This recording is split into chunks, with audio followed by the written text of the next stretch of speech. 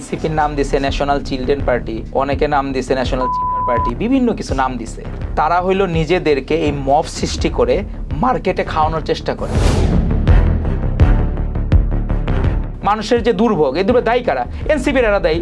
এই মবের চর্চা হচ্ছে এখন মানুষজন তো কিছু না কিছু পুঁজি করে তাদের দেখাইতে হবে তারা যে একটা নতুন দল। অনেকে বলতেছে যে এনসিপির নাম দিছে ন্যাশনাল চিলড্রেন পার্টি, অনেকে নাম দিছে ন্যাশনাল পার্টি, বিভিন্ন কিছু নাম দিছে। আমরা বলতে চাই না, অবশ্যই আমরা স্বাগত জানাই তাদেরকে, কিন্তু পারস্পরিক শ্রদ্ধাবোধ থাকতে হবে। আপনি গতকাল আমরা নিউজে দেখলাম যে 3টি বড় দলের সাথে প্রধান উপদেষ্টার বৈঠক। তারা কিসের বড় দল?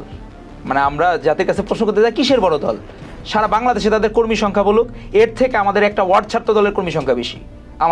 আমরা অ্যাসিওর করতে পারি, গ্যারান্টি দিয়ে বলতে পারি, রাজনীতির মাঠটা এত সহজ না। আমাদের যারা ছাত্রদল করে, আমাদের যারা বর্তমান সময় আমরা ছাত্রদল করি, যারা কেন্দ্রীয় কমিটি আছে, প্রত্যেকের রাজনীতির বয়স কমপক্ষে 12 থেকে 17 বছর কমপক্ষে। এই যে জার্নি একদিনে হয় নাই। আপনি একটা যখন আর্মির কথাও বলবেন, একটা মানুষ কিন্তু হুট করে পাসিং আউট হয়ে তারা কিন্তু সরাসরি আপনি জেনারেল বানিয়ে দিতে পারবেন না। তারা কিন্তু একটা ধাপের মধ্যে দিয়ে তাকে যোগ্য করে তুলতে হয়। রাজনীতিটাও তাই, এখানে কিন্তু একটা সময় দিতে হয়। হুট করে আপনার উপর ভর করবে সেটা কিন্তু কখনো হবে না। আর আপনি যে প্রশ্ন করলেন যে এই জায়গাটায়, সেই জায়গাটায় ইস্যুটা হয়েছে জীবনের সব আয়োজন এখানে একসাথে। তারা হইল নিজেদেরকে এই মব সৃষ্টি করে মার্কেটে খাওয়ানোর চেষ্টা করে। আমরা কিছু আবার সেই দিন যে ইশরাকবার ঘটনা ঘটলো, এরা না পেরে পরে আবার একটা অলরেডি কিন্তু হাইকোর্ট থেকে তাদের ব্যাপারে রুল জারি হয়েছে যে ওটা কিন্তু নিঃশর্ত ক্ষমা চাইতে হবে।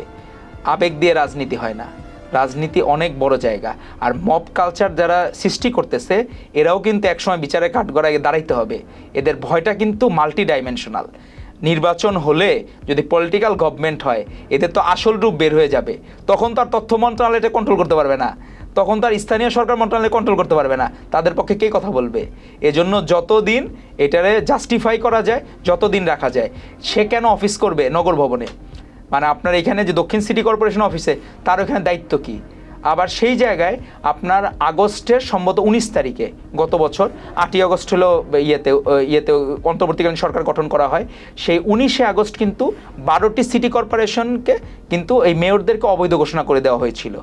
তারপরে কিন্তু আমাদের চিটাগাংয়ের মেয়র ডাক্তার শাহাদাত ভাই ওটা কারেকশন হয়েছে, শুধুমাত্র চিটাগাং সিটি কর্পোরেশনটা তারা ভ্যালিড করছে। এখন আবার যখন ইস্যু আসলো দক্ষিণ সিটি কর্পোরেশন, সেই জায়গায় কোনোভাবেই তারা হ্যান্ড ওভার করে দিচ্ছে না। মানুষের যে দুর্ভোগ, এই দুর্ভোগ দায়ী কারা? এনসিপির এরা দায়ী।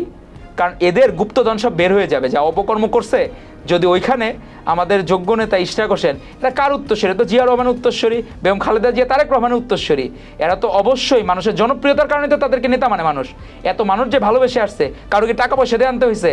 আপনার এনসিপির ওইখানে দেখবেন ভাড়া করা লোক বলতেছে বেগম খালেদা জিয়ার জন্য আসছে। এক অদ্ভুত বিষয়, মানে আপনি কল্পনা করতে পারবেন না। ভাড়া করা লোক বলে বেগম খালেদা জিয়া, তো ভাড়া করা লোকটারে তো আসলে পার্টির নামটা শিখাই দিতে হবে। এখন পার্টির নামও শিখাইতে পারে নাই। তো এরা এত বেশি অনভিজ্ঞ, একদিনে হয় না ভাই। আপনারা পারবেন, সময় লাগবে, সময় দিতে হবে। তো আমাদের ছাত্রদল যারা করে এরা অনেক সময় দেয়। ওয়ার্ডের একজন কর্মী তার নেতা হইতে 10 বছর রাজনীতির বয়স লাগে, তারপরে ম্যাচিউরড হয়। একটা জিনিস বিকশিত হতে টাইম লাগে। আপনারা এখনও ফিটাস অবস্থায় আছেন, অনেক সময় লাগবে।